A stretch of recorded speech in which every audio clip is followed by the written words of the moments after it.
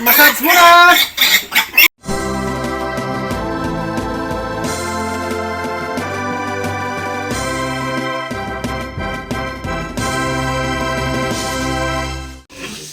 Hello mga ka-farmers, magandang araw po sa ating lahat. For today's video mga ka-farmers, gusto ko lang pong i-share sa inyo ang amin pong update sa aming mga biik mga ka-farmers na umabot na ho ng 41 days old since birth mga ka-farmers. Yung doon na biik so, sa pinakadulo. Yan. Okay, pansamantala pong pakihintay-hintay lang po bago natin puntahan yung mga biik doon. Kasi nga kami po ay naglilinis pa sa sahig ng babuyan namin dito. Kaya pasuntabi lang ho sa kumakain ha. Ayan. Okay.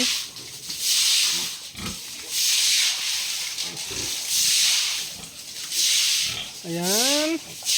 Ang aming mga biik doon ay kumakain sila ng pre-starter feed mga ka-farmers. Okay, samantala po yung aming gelt dito, yung dalawang gelt na to, ay atin munang paliguan saglit ng ka-farmers. Saglit lang ho kasi sila po ay nainitan, no? Okay? Hindi ko alam kung labot may. Be, layo kasi, pakialalay mo na. Be? Ka-farmers, i-shift natin sa kabilang daanan dito. Ikot natin ang hose. Yan. Para malabot. Dire guys sa pihak ng kwarto. Ako na. Yan, pasintabi lang ho sa kumakain mga ka-farmers. Kung ikaw po ay nanonood ngayon sa video na ito habang kumakain, kung sakasakali man po, pasintabi lang ha. Ayan, so habang si Mrs. po ay naglilinis sa sahig sa babuyan na ito, sabihin ko lang yung update mga ka-farmers, ano. Kanina pinaliguan namin yung mga biik. Yan oh. Yan.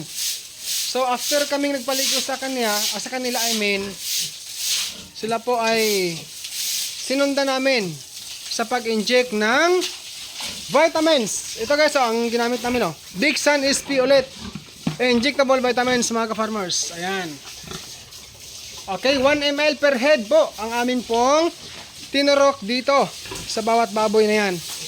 Okay, so i-clarify ko lang mga ka-farmers, ano po, ang mga baboy na to, sa akin nga pong na-share sa inyo sa previous video ko, sila po ay nawalay natin or namin sa edad na 30 days or 1 month, ano po, since birth.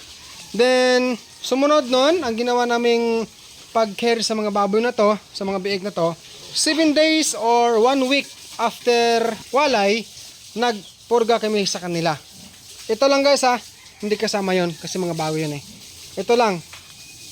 And then ang sumunod po mga ka-farmers, 4 days ngayon sa araw na to, simula nung natapos namin silang pinurga, sinunod namin kanina po ang pagturok or pag-inject ng vitamins, yung pong nasabi ko kanina, na Big Sun SP injectable vitamins mga ka-farmers.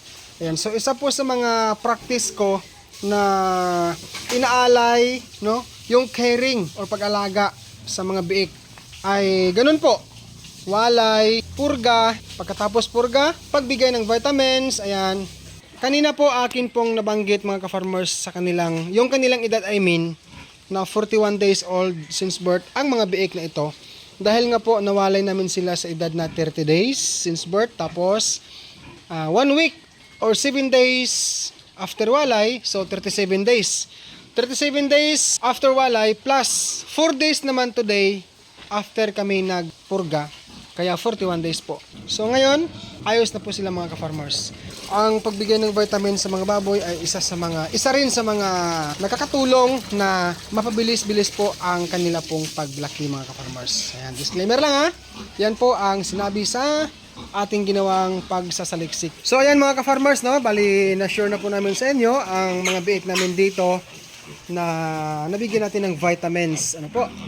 Isingit ko lang saglit po itong status ng isa kong baboy inahin na binabala kong ibinta mga ka-farmers. Yung pong sow namin, isang sow na talagang hindi po siya mabait sa kanyang mga biik. First week hanggang second week mga ka-farmers since farming. Alam nyo ka-farmers, nag-hit po siya today.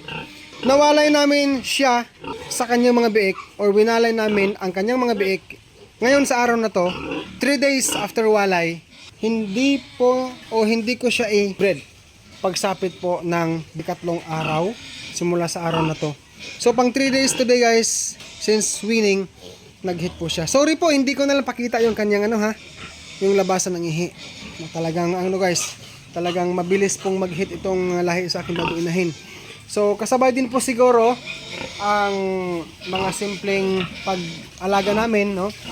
Mga pampinubring management lang namin dito, kasama ko si Mrs. ko.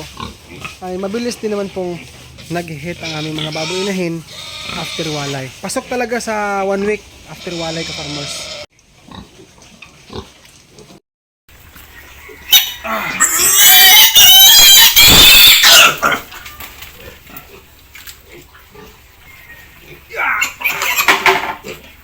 Massage muna!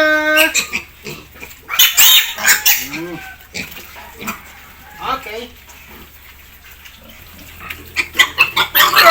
Massage muna! Mabigat ah. Mabilis lang. Sa leeg. Hindi rin sa leeg.